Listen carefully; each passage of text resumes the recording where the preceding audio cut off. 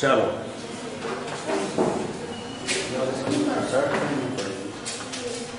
Shirt पहनने पड़ेगी, गड़बड़ हो गया। कहाँ रखी?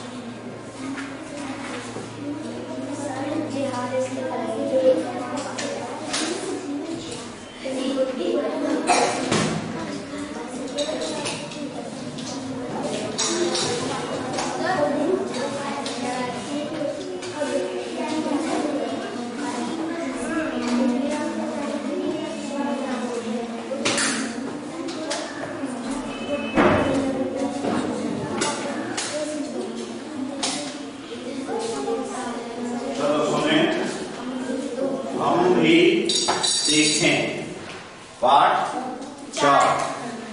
ठीक, तो इसमें सबसे पहले हमें क्या सीखना है? आप जानते हैं कि प्रकृति में विभिन्न प्रकार की घटनाएं होती रहती। बंद करिए लिखाई। प्रकृति में बहुत सारी घटनाएं होती रहती। उन घटनाओं को देख करके हमें कुछ सीख लेनी है, प्रेरणा लेनी है, शिक्षा लेनी। जैसे सूरज आपका एक निश्चित समय पर उगता है और निश्चित समय पर डूबता है, अर्थात सूरज समय का सदुपयोग करता है। उसका जो ड्यूटी है, उसका जो कर्तव्य है उगने का और डूबने का, वह निश्चित समय पर होता है। तो सूरज और चंद्रमा से आप लोगों को समय का उपयोग, समय की पाबंदी, समय का नियोजन करना सीखना है। पेड़ आप लोगों ने देखे होंगे। पेड़ आप लोगों को क्या देते हैं? पेड़ आपको हवा देते हैं, छाया देते हैं, फल देते हैं, जड़ी बूटियां देते हैं। तो यानी पेड़ आपको बहुत कुछ दान देते हैं। तो पेड़ों से भी आप लोगों को क्या सीख लेना चाहिए? हमें भी पेड़ की तरह परोपकारी और कारी बनना चाहिए। ठीक है, पेड़ जितना आप लोगों को दान देते हैं तो आप लोग भी पेड़ की तरह बन सकते हैं। आप लोग भी दानी परोपकारी बन सकते हैं। तो ये आपको कहां से सीख मिली है? पेड़ों से। अच्छा, आप लोगों ने धुआं देखा होगा। धुआं हमेशा नीचे जब उठता है तो ऊपर उठता जाता। इससे क्या पता चलता है? इससे क्या सीख मिलती है? कि आप लोग हमेशा अपने रास्ते पर आगे बढ़ते रहें, ऊंचाइयों पर जाएं, विकास करें। ऐसा नहीं कि आप उल्टे बढ़े, उल्टा काम करें। विकास करके, उन्नति करके अवनति पे चले जाए, पतन पे चले जाए, ये गलत है। ठीक है, अगर आपके माता पिता थोड़े सक्षम है तो आप और बड़े हो जाओ और बड़ी नौकरी में आ जाओ। और अगर आप लोग हैं तो आपकी आने वाली पीढ़ी को और बड़े अच्छे काम करना चाहिए। ठीक है, तो ऐसे आपको प्रकृति के जो यहाँ पर दिखाए जा रहे हैं घटनाएं, इन घटनाओं के माध्यम से आप लोगों को सीख और प्रेरणा दी जा रही है। देखिए, सबसे पहले इस पाठ में क्या सीखना है? त्याग करना। त्याग तो आप लोग कई पाठों में सीख रहे हैं। त्याग माने होता है किसी भी चीज को बिना संकोच के साथ या बिना कंजूसी के साथ या बिना डर के या बिना भय के त्याग देना। किसी भी चीज को त्याग मतलब दान दे देना त्याग कहलाता। ठीक है, सेवा। अब आप सेवा शब्द से परिचित हो जाइए। सेवा का अर्थ होता है बिना किसी फल की इच्छा से कोई भलाई करना। बिना किसी फल की इच्छा से भलाई करना सेवा कहलाता है। क्या कहलाता है? सेवा करना। ठीक है, आप लोग जैसे मरीजों की सेवा करते हैं, आप लोग अपने माता पिता की सेवा करते हैं, ठीक है, आप लोग अपने छोटे भाई की सेवा करते हैं, तो सेवा का मतलब होता है उनकी सहायता करना। सेवा का मतलब सीधा सीधा है बिना किसी फल की इच्छा के या बिना पैसे की इच्छा के किसी अच्छे कार्य को उपकार करना या भलाई करना सेवा कहलाता है। सेवा का आप कक्षा 4 की हिंदी में जो फल बेचने वो एक पाठ पढ़े थे। हाँ, दानी पेड़ अलग है, और एक वो जो अपने नाना के घर पे गया था तो उसने बहुत सारे फलों के विजय वाला, ठीक है, तो वहां सेवा का आपको अर्थ मिला था। सेवा मतलब किसी भी कार्य को बिना किसी फल की इच्छा के करना, किसी भलाई को बिना किसी फल की इच्छा के करना सेवा कहलाता है। उसके बाद सहयोग की भावना, तो आप लोग सहयोग शब्द से भी परिचित थे।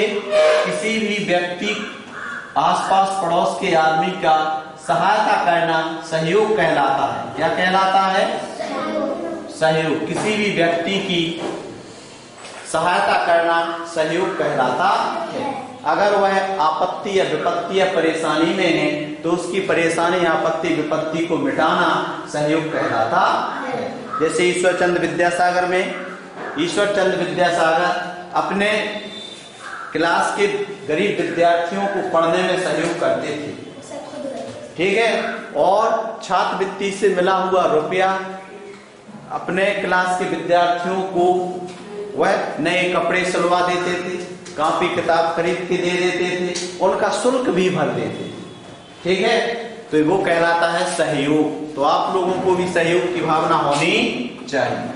अगर आपके अंदर त्याग, सेवा और सहयोग के गुण नहीं है तो आप एक महान व्यक्ति, महान इंसान, महापुरुष नहीं बन सकते। समझ में आएगा? महापुरुष नहीं बन सकते। हर कोई आपको क्या कहेगा कि जे त्याग की जगह आप लोग त्याग नहीं करते तो हर कोई कहेगा अरे बहुत लोभी है यार, बहुत लालची है यार, सेवा नहीं, अरे यार वो कभी किसी की सहायता ही नहीं करता, सेवा ही नहीं करता। बस सहयोग, अगर सहयोग की भावना नहीं है तो हर कोई आदमी आपसे बुरा कहता है कि वो तो स्वार्थी है। कैसा है? स्वार्थी है। तो जो व्यक्ति स्वार्थी होते हैं उनका कभी विकास नहीं होता है। हर आदमी, हर इंसान उनकी बुराई करता है, ठीक है। पाठ के अंत में आपको समानार्थी शब्द और विलोम शब्द, कौन से शब्द? समान, धन, अर्थी, तो समानार्थी क्या हो जाएगा? समानार्थी शब्द यानी वे शब्द कहलाते हैं जिनके अर्थ समान होते हैं, उन्हें पर्यायवाची शब्द, पर्याय शब्द कहते हैं। उसके बाद अगला आप सीखेंगे पाठ के अंत में विलोम शब्द। कौन से शब्द? विलोम शब्द वे शब्द कहलाते हैं जो एक दूसरे के बिल्कुल उल्टे होते हैं, विपरीत होते हैं, विरुद्धार्थी होते हैं, विलोम शब्द कहलाते हैं। उसके बाद शब्दों की पहचान करना भी आपको सीखना है कि कौन सा शब्द कैसा है। तत्सम शब्द है कि तद्भव शब्द है कि देशज शब्द है कि आगत शब्द है या विलोम शब्द है या समानार्थी शब्द है या अनेकार्थी शब्द है। शब्द की पहचान आपको होनी चाहिए। और जब तक आप किसी व्यक्ति को पहचानेंगे नहीं तो आप उसका नाम लेके नहीं बुला सकते। इसी प्रकार से जब तक आप शब्द को पहचानेंगे नहीं तब तक आप उसका प्रयोग नहीं कर सकते। कर सकते क्या? नहीं कर सकते। आप सबसे पहले जानते हैं कि ये सुई है, ठीक है, इससे हम सिलने का काम कर सकते हैं। अगर आपको सुई को आप पहचानते नहीं है और किसी ने कहा कि भैया कपड़ा सिल दो, तो क्या आप तलवार से कपड़ा सिलने लगेंगे? तलवार से कपड़ा सिलने लगेंगे? नहीं ना। इसका मतलब हर काम को, हर शब्द को हमें पहचानना जरूरी होता है, तभी हम उसका उपयोग और प्रयोग कर सकते हैं। बात समझ? सुई को आप पहचान गए, उसका उपयोग फिर आप उसका प्रयोग कर सकते हैं। अगर आप सुई को नहीं पहचानेंगे तो क्या सुई से किसी आदमी को मारेंगे? क्या हैं? नहीं मार सकते, ठीक है। तलवार से आप कपड़े सिल सकते हैं? क्या नहीं सिल सकते। तो यही है शब्द पहचान। जब तक शब्द की पहचान नहीं होगी तब तक आप उसका वाक्य में सही से प्रयोग नहीं कर सकते। पर्यायवाची शब्दों से परिचय। तो परिचय जब मैंने बताया पर्यायवाची या समानार्थी एक ही शब्द कहलाते हैं, वे शब्द जिनके अर्थ समान होते हैं और उस शब्द पर हम उस दूसरे शब्द को, समानार्थी शब्द को रख करके प्रयोग कर सकते। जैसे मैंने खाना खाया, मैंने भोजन खाया, तो खाना और भोजन एक ही चीज हो गया। जैसे मैं सूरज के उगने पर जाग जाता हूं, मैं सूर्य के उगने पर जाग जाता हूं, मैं दिनकर के उगने पर जाग जाता हूं, मैं भास्कर के उगने पर जाग जाता हूं, मैं मार्तंड के उगने पर जाग जाता हूं, सभी मैं रवि के उगने पर जाग जाता हूं। तो इससे क्या पता चला? बात एक ही है, शब्द बदल गया। तो समानार्थी शब्दों को उन्हीं शब्दों के स्थान पर प्रयोग कर सकते। समझ में आया? उसके बाद विशेषण के प्रयोग की समझ। देखो अगला हमारा क्या है? एक विशेषण शब्द समझना। विशेषण, विशेषण शब्द वे शब्द कहलाते हैं जो किसी संज्ञा या सर्वनाम की विशेषता बताते हैं। कक्षा 4 में बताया था। विशेषण शब्द वे शब्द कहलाते हैं जो किसी संज्ञा या सर्वनाम की विशेषता बताते हैं। तो पहले संज्ञा और सर्वनाम तो आना चाहिए। संज्ञा किसे कहते हैं? संज्ञा किसी व्यक्ति, किसी स्थान, किसी वस्तु, किसी प्राणी, किसी के नाम को संज्ञा कहते। समझ में आया? किसी के नाम को संज्ञा कहते। अब सर्वनाम किसे कहते हैं? सर्वनाम वे शब्द कहलाते हैं जो संज्ञा के स्थान पर प्रयोग किए जाते हैं। कहाँ प्रयोग किए जाते हैं? संज्ञा के स्थान पर। जैसे हम, मैं, तुम, यह, वह, यहाँ, वहां, कोई, जे, कैसे, कब, कहां। ठीक है, ये शब्द क्या कहलाते हैं? सर्वनाम। अब संज्ञा और सर्वनाम की विशेषता बताने वाले शब्दों को विशेषण शब्द कहते हैं। जैसे मोहन अच्छा लड़का है, तो अच्छा शब्द किसकी विशेषता है? मोहन की विशेषता है। समझ में आएगा? मोहन की विशेषता है, इसलिए अच्छा। अच्छा कौन सा शब्द हो गया? विशेषण शब्द। गुलाब का फूल लाल होता है, तो लाल शब्द क्या होगा? एक गुलाब के फूल की विशेषता हो गई। तो लाल शब्द क्या है? विशेषण है, जो किसकी विशेषता बता रहा है? गुलाब के फूल की। समझ में आया? तो किसी संज्ञा और सर्वनाम की विशेषता बताने वाले शब्दों को विशेषण शब्द कहते हैं। और पाठ के अंत में एक शब्द आपको और बताया जाएगा, एक शब्द से और परिचित कराया जाएगा, वो है वचन। वचन, तो कक्षा 4 में हम वचन के बारे में पढ़ चुके हैं कि हिंदी में वे शब्द जिनसे एक या अनेक संख्या का पता चलता है। हिंदी में वे शब्द जिनसे एक या अनेक संख्या का पता चलता है, उन्हें हम वचन शब्द कहते हैं। कौन से शब्द कहते हैं? वचन शब्द। अब हिंदी में वचन दो प्रकार के होते हैं, एक वचन और बहुवचन। तो हिंदी के वे शब्द जिनसे एक संख्या का बोध होता, एक संख्या का पता चलता, इकाई का पता चलता, उसे हम एक वचन कहते हैं। और हिंदी के वे शब्द जिनसे एक से अधिक का पता चलता, बहुत का पता चलता, उसे हम बहुवचन कहते हैं। समझ में आया? है मान है? अब देखें पाठ को, तो हम भी सीखें, यानी प्रकृति में जो घटनाएं घटती हैं, उन घटनाओं के माध्यम से जो प्रेरणा हमें मिल रही है, शिक्षा हमें मिल रही है, सीख हमें मिल रही है, वो कभी इस प्रेरणा से आपको सिखाना चाहते हैं। पहला, यह कविता गोपाल कृष्ण कौल ने लिखी है। किसने लिखी है? गोपाल कृष्ण कौल। गोपाल कृष्ण कौल इनने लिखी है। अब देखें, ये गोपाल कृष्ण कौल है, प्रकृति के माध्यम से हम लोगों को क्या प्रेरणा देना चाहते हैं, क्या शिक्षा देना चाहते हैं, क्या सिखाना चाहते हैं। ठीक है, तो आप लोग पहले थोड़ा चित्र को देख लीजिए। चित्र में आपको कुछ दिख रहा होगा, पेड़ पौधे हरे भरे हैं, सूरज उग रहा है समय पर, फसलें, मिट्टी हमको फसल देती है और फसल से हमें अनाज मिलता है। और ये शिक्षक यही आप लोगों को सिखा रहा है कि क्या सीखना है, प्रकृति के नियमों से क्या सीखना। समझ में आ रहा कुछ? तो अब देखें क्या सीखना। सबसे पहले देश हमें देता है सब कुछ। देश में जो माटी है, मिट्टी है, उसमें हमें अनाज मिलता है, पानी मिलता है, हवा मिलती है, रहने के लिए आवास मिलता है, ठीक है, विभिन्न प्रकार की फसलें मिलती हैं, जड़ी बूटियां मिलती हैं। देश से ही तो हमें सब कुछ मिलता है। तो फिर क्या आप लोग नहीं चाहते कि कोई व्यक्ति आपको उपहार पे उपहार देता जा रहा है, भेंट पर भेंट देता जा रहा है, और आपको उसके बदले में कुछ नहीं दोगे? आपको भी तो कुछ देना चाहिए। आपको बर्थडे पर बहुत सारी गिफ्टें दी जाती हैं जन्म दिवस पर, लेकिन जब आप उसका बर्थडे आता है तो आप उसे देने जाते हो। ऐसा तो नहीं कि बर्थडे की गिफ्टें पूरी रख ली और फिर उसके बर्थडे के दिन हम जाते ही नहीं उसके। आई बात समझ में? तो क्या कह रहा है कि जब देश हमें सब कुछ इतनी चीजें देता है तो हमें भी उसके बदले में कुछ देना सीखना चाहिए। अब वो आपसे कुछ मांग नहीं रहा कि आपने पानी पी लिया सो आपसे पानी मांगे, आपने हवा ले ली सो आपसे हवा मांगे, आपने फसल खा ली सो आपसे फसल मांगे।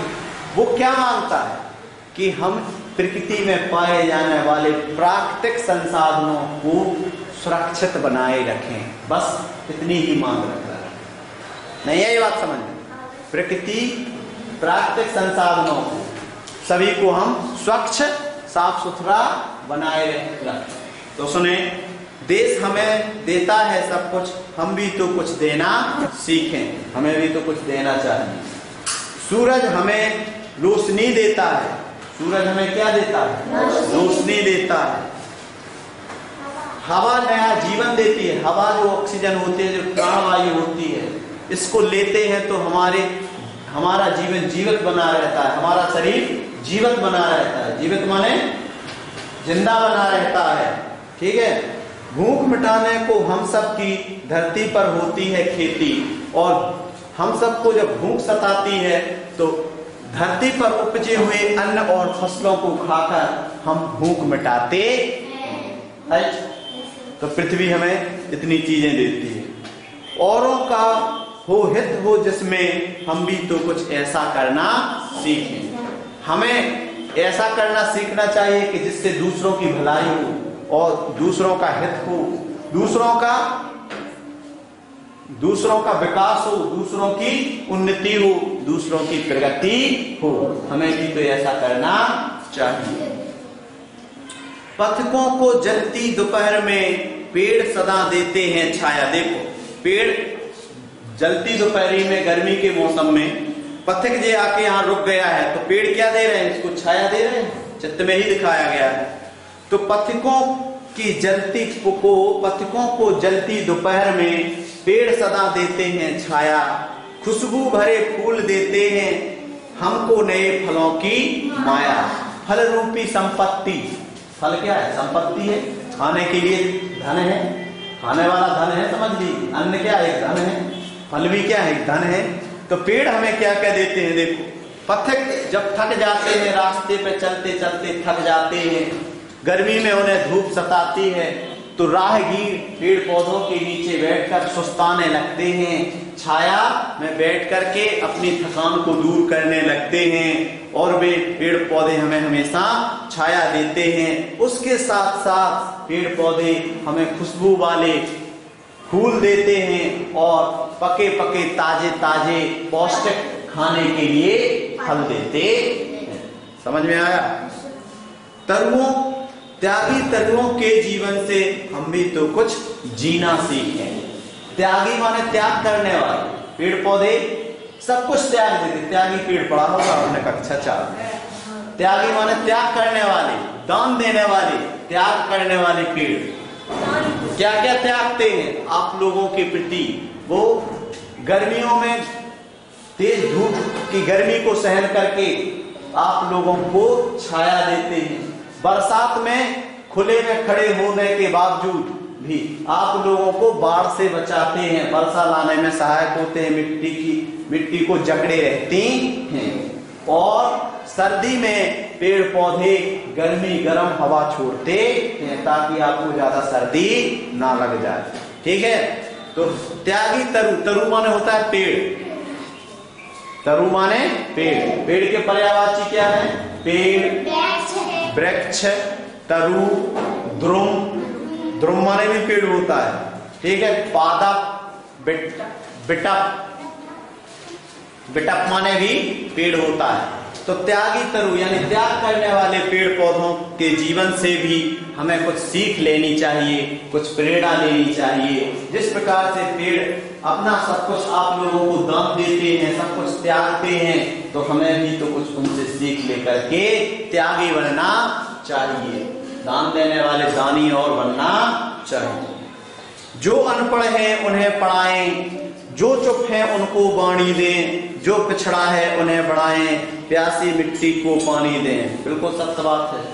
सुने, जो अनपढ़ हैं उनको पढ़ाने से हमारा देश विकसित हो सकता है, उनकी उन्नति से हमारा देश आगे बढ़ सकता है। क्योंकि जो पढ़ रहे हैं उनको ना भी पढ़ाओ तो भी पढ़ जाएंगे, पक्का। जो पढ़ रहे हैं उन्हें ना भी पढ़ाओ तो वो पढ़ जाएंगे, लेकिन जो अनपढ़ हैं उनको तो पढ़ाना पड़ेगा, तभी वो पढ़ेंगे और आगे बढ़ेंगे। और जो चुप हैं उनको वाणी दें। जो आपके जैसे इस क्लास में कई बच्चे चुप चुप बैठे रहते साथ, अगर हम उनसे बातें ना करें, उनसे मेल मिलाप ना करें, तो वे पूरी साल चुप बैठे रहेंगे और चले जाएंगे, बोलना तक नहीं सीख पाएंगे। इसलिए मैं क्या करता हूँ, जो बोलता नहीं है उसको, उससे बातें करता हूँ, उससे बुलाता हूँ, उससे परिचय पूछता हूँ। आई बात समझ में? तो ये है कि जो चुप है उनको वाणी दें, यानी जिनको शिक्षा का ज्ञान नहीं है, बोलने का ज्ञान नहीं है, जो कुछ बोलते नहीं है, जो जिनके पास पढ़ाई लिखाई का ज्ञान नहीं है, जिन्हें बोलने का तरीका नहीं है, उन्हें हम वाणी दें, बोलने के लिए अभ्यास करवाएं। आई बात समझ में? और जो पिछड़े हैं उन्हें बढ़ाएं। जो व्यक्ति आगे बढ़ गए हैं वे तो बढ़ ही गए, वो पीछे नहीं आएंगे, लेकिन जो पिछड़े हैं धन में, संपत्ति में, गरीबी में, विपत्ति में, जो पीछे है, मतलब गरीबी है जिनके पास, विपत्ति है जिनके पास, गरीबी है जिनके पास, उनको हमें आगे बढ़ाना चाहिए। आई बात समझ? परोपकार वही है, जैसे एक करोड़पति साधु है, वो भीख मांग रहा है, करोड़पति है लेकिन घर पे गाड़ी बंगला सब है उसके पास, और वो भीख मांग रहा है, वो आप उसको 100 रुपए दे दो, तो कह यार 100 रुपए दिए है तुमने, मैंने इतना देता हूं, देना है तो 2-4 हजार देखो। क्यों? क्योंकि वो करोड़पति है।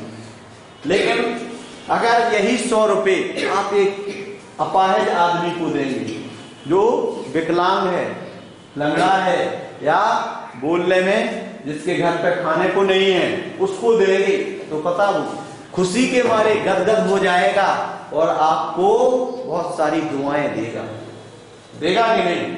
इसलिए दान ऐसी जगह किया जाता है जो उस दान को लेने लायक हो, जो आपको उसके बदले में दुआएं देता हो।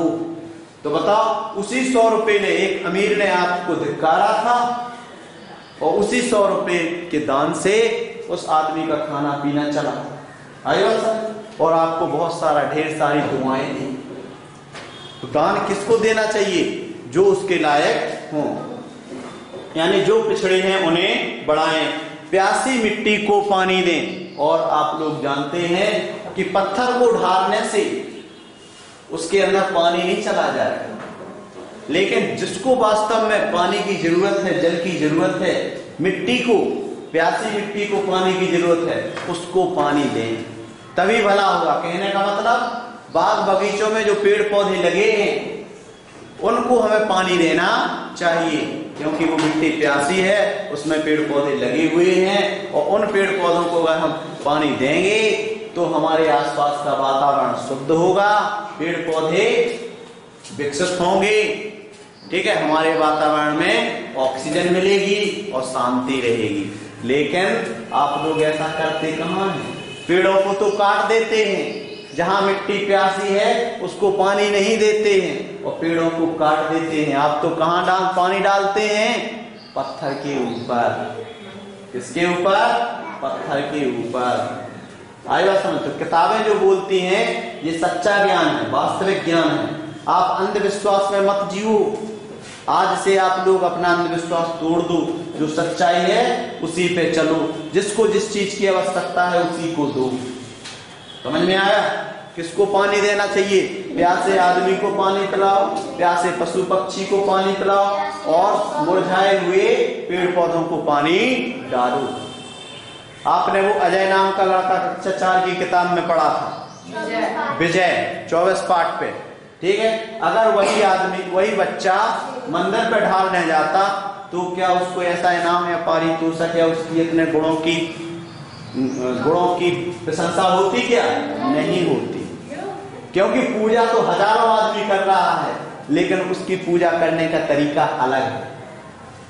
सब आदमी एक जैसी पूजा कर रहे हैं, मंदिर में जाके ढाल रहे हैं, ठीक, लेकिन मंदिर में जाके न ढाल के तुलसी के पेड़ जो लगा होता है उस पेड़ पे आप पानी डालो।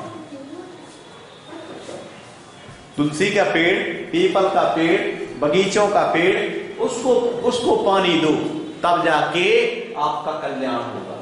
जिस प्रकार से अजय विजय ने किया। सुने, हम मेहनत के दीप जलाकर नया उजाला करना सीखें। आप लोग मेहनत करके ज्ञान को इकट्ठा करें, और ज्ञान जो आपने लिया है मेहनत से, उस ज्ञान की रोशनी, उस ज्ञान को चारों ओर फैला दीजिए। अनपढ़ बच्चों को पढ़ाइए, आई बात समझ में? अशिक्षित बच्चों को पढ़ाइए, जिन्हें बोलना नहीं आता है उन्हें सिखाइए। तो मेहनत का दीप जलाकर, यानी मेहनत रूपी ज्ञान को प्राप्त करके, मेहनत से ज्ञान को प्राप्त करके हम चारों तरफ ज्ञान का प्रकाश फैलाना सीखना चाहिए। समझ में आया? कुछ नहीं आया? सुने, अब इसमें जी किसने लिखी थी जी कविता? गोपाल कृष्ण कौल ने लिखी। अब देखिए इसमें अभ्यास प्रश्न देखिए। निम्नांकित शब्दों को शब्दकोश से खोजकर लिखिए। हित, हित माने क्या होता है? भला। आप लोग जानते हैं हित करना यानी भलाई करना, हित यानी भलाई करना, ठीक है। तरु माने पेड़, तरु माने पेड़। त्यागी माने त्याग करने वाला, त्यागी माने त्याग करने वाला। वाणी, वाणी माने होता है ज्ञान या भाषा, वाणी माने भाषा या ज्ञान। पथिक माने होता है राहगीर, राह पर चलने वाला, राहगीर पथिक। खुशबू, खुशबू माने सुगंध, खुशबू माने सुगंध। माया, माया माने धन, संपत्ति। फल क्या है? खाने की संपत्ति है ना, खाने वाला धन है। पिछड़ा माने कमजोर, पिछड़ा माने कमजोर, ठीक है। जो शिक्षा में पिछड़े हो, निर्धन, गरीब। पिछड़ा माने निर्धन, गरीब, कमजोर। और अनपढ़ माने अशिक्षित, ठीक है, अज्ञानी, जिन्हें ज्ञान ना हो, अशिक्षित हो, अनपढ़ हो, ठीक है। उसके बाद निम्नलिखित प्रश्नों के उत्तर लिखिए। अब देखें आप प्रश्न के उत्तर कैसे देते हैं। आप लोग सीधी लाइन की लाइन उतार देते हैं ना, इसका मतलब आपको कविता का अर्थ ही समझ में नहीं। अब उत्तर जैसे प्रश्न पूछा जाएगा वैसे उत्तर दिया जाएगा। अर्थ समझ में आया कविता का कि नहीं? अब देखिए, अनपढ़ व्यक्तियों के प्रति हमारा क्या कर्तव्य है। तो जो किताब में लिखा वो से मतलब नहीं है, आपके मन के विचार क्या बोल रहे हैं। अनपढ़ व्यक्ति के प्रति हमारा कर्तव्य है कि हम उसे शिक्षित करें, पढ़ाएं, लिखाएं, और उसको पढ़ाई के फायदे बताएं कि पढ़ाई से क्या हो सकता है, शिक्षा से क्या हो सकता है, पढ़ाई का क्या क्या उपयोग किया जा सकता है, और पढ़ाई से कैसे विकास किया जा सकता है। यह जानकारी देने का हमारा कर्तव्य होगा। अब देखो, ये शब्द तो इस किताब में है ही नहीं, लेकिन अगर आप ऐसा लिखते हैं तो मैं समझ लूंगा कि आप लोग नवोदय निकल गए। क्या बताया? अनपढ़ व्यक्ति को पढ़ाने के लिए हमारा यह कर्तव्य कि हम उसे पढ़ाएं, शिक्षित करें, लिखना सिखाएं, बोलना सिखाएं, और पढ़ाई के बारे में संपूर्ण जानकारी दें, बस, ठीक है। शिक्षा का उपयोग बताएं और शिक्षा से प्रगति के बारे में बताएं। ईश्वर चंद्र विद्यासागर के वाले शब्द नहीं बोल रहा।